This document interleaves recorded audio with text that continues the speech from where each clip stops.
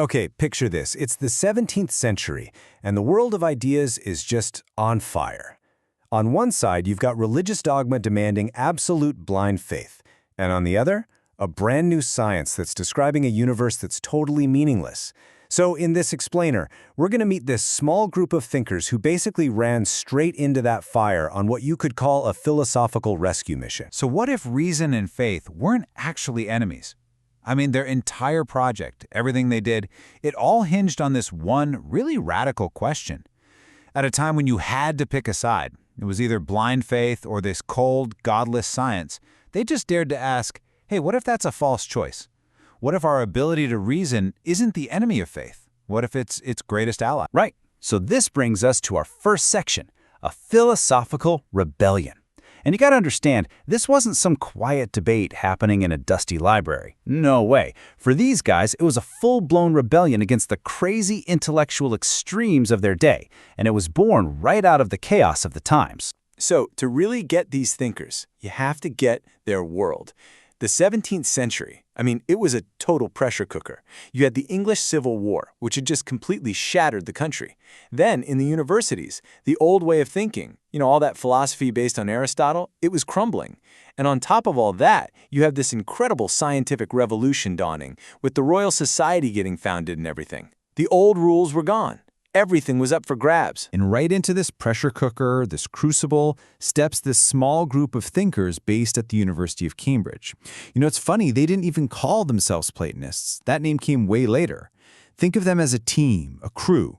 You've got Benjamin Whichcott, he's kind of the founding father, the moral compass of the group. Then there's Ralph Cudworth, the master of big, heavy metaphysics. Henry Moore, who is a super prolific writer, totally fascinated by the spirit world. And John Smith, the guy focused on how our souls can even know truth in the first place. This was the crew. And together, they launched their rebellion. Which brings us to their central challenge. They were fighting a war on two fronts. And what made their job so incredibly hard was that they weren't just up against one bad idea. No, they were caught in the middle, squeezed between two powerful worldviews that they saw as equally dangerous. Okay, so what were these two fronts? Well, on one side, you had the Calvinist theology that was dominant in the universities. And this view was pretty bleak. It said, humanity is inherently corrupt, our own reason can't be trusted, and God's will is so absolute that it's basically random. A pretty tough pill to swallow. Then, on the other side, you had this radical new materialism, championed by guys like Thomas Hobbes. This philosophy argued that the universe is just stuff, matter in motion, a big mindless machine with absolutely no room for God, or a soul, or even free will. So the Platonists looked at these two options, and they just saw complete disaster. It's like, okay, door number one leads to a tyrannical God and a faith that makes no sense. Door number two leads to a completely meaningless universe where nothing matters. They looked at that and said, no thanks. We refuse to accept either. Their entire mission was to carve out a third way, a path that could save both human reason and the human spirit. All right, so how did they fight back? Their first big move in this philosophical rebellion was all about reclaiming the power and dignity of human reason. Their big idea was that reason isn't some faulty human invention, it's a divine gift, a tool given to us for a purpose. And this idea is captured perfectly in this famous quote from their founding father, Benjamin Whichcott. The spirit of a man is the candle of the Lord. Think about that. The candle of the Lord, that's our reason. It's this divine light that God places inside every single one of us. And it's not meant to be hidden away or snuffed out by dogma. No, it's meant to be used to light up the world and help us understand God's nature itself. So how exactly does this candle work? Well, their answer was something called innate ideas. They totally rejected the popular idea of the time, the tabula rasa, which said the mind is just a blank slate at birth. For the Platonists, that was wrong. They believe the mind comes with, you could say, pre-installed software. It comes furnished with these fundamental principles of truth, logic, and, this is the really important part, morality, all put there by God from the very beginning. And you have to see, the implications of this idea were absolutely huge. First, if reason is divine, then using your reason actually brings you closer to God. Second, morality isn't just some random list of rules sent down from above. It's a set of eternal truths that we can actually figure out. And that, in turn, makes us genuinely free and responsible for our own actions. So for these Platonists, true faith didn't just put up with reason.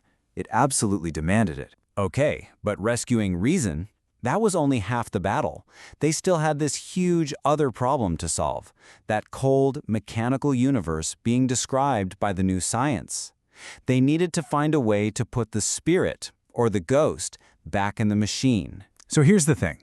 The Platonists were actually cool with a lot of the new science. They accepted the idea of a world made of particles, or atoms, bouncing around according to fixed laws. But for materialists like Hobbes, that was it. That was the whole story.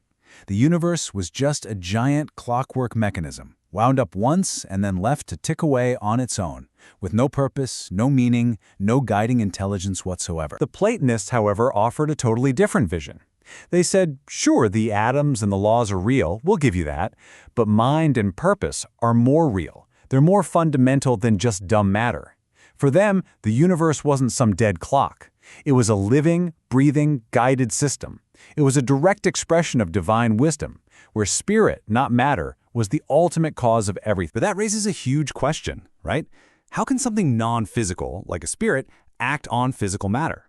This is where Cudworth and Moore came up with this really fascinating concept they called the spirit of nature, or sometimes plastic nature. The best way to think about it today is like God's cosmic operating system. It's this immaterial, almost unconscious organizing force that acts as God's agent in the world. It's what organizes matter according to a divine plan, making sure planets stay on their orbits and acorns grow into oak trees.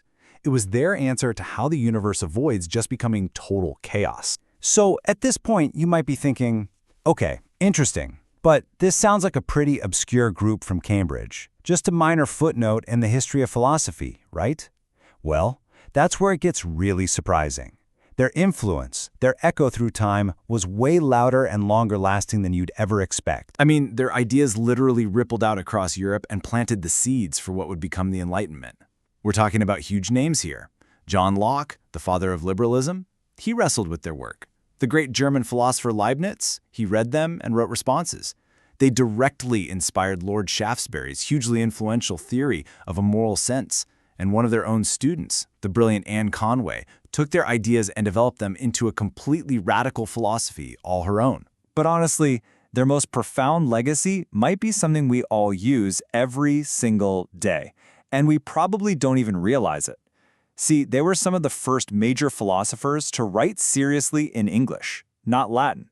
And because of that, when they were exploring these new ideas, they had to literally invent the words to describe them. Think about some of the most basic, fundamental words in all of philosophy. The word consciousness, to describe our private inner world. The term materialism, the very worldview they were fighting against. Even the word Cartesianism to describe the philosophy of Descartes. These words feel like they've been around forever, right? Wrong. They weren't. The Cambridge Platonists coined them. They literally built part of the vocabulary we still use to have these exact same debates today. Consciousness, materialism, Cartesianism. Just think about that. 3 absolutely key terms in philosophy that we owe to them. Their legacy isn't just sitting in some dusty old books. It's baked right into the very language we use to think. And all of this brings us right back to today. Because in a way, we're facing our own set of extremes, aren't we? We have digital echo chambers that act like new kinds of dogma. We have the rise of AI that is forcing us, right now, to question what consciousness even is.